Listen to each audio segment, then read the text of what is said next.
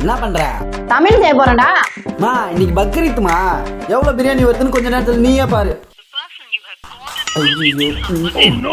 இன்னைக்கு பக்ரீத் இல்ல, நிறைய பேர் பேசிட்டு இருப்பாங்க. வெயிட் பண்ணி தான் ஆகணும்.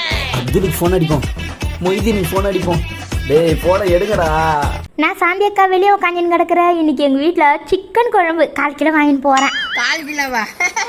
1/4 கிலோ கறியா? நான் கழுவினாலே கரைஞ்சி போயிடும். எங்கள் வீட்டு மட்டன் பிரியாணி.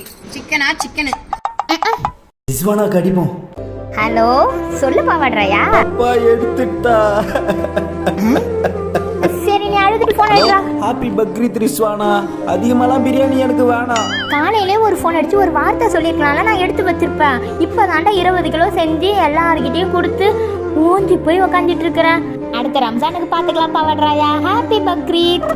அம்மாட்ட சத்தம், எனக்கு பிரியாணியே கிடைக்கல, உங்களுக்கு கிடைச்சுதான்னு கமெண்ட்ல சொல்லு.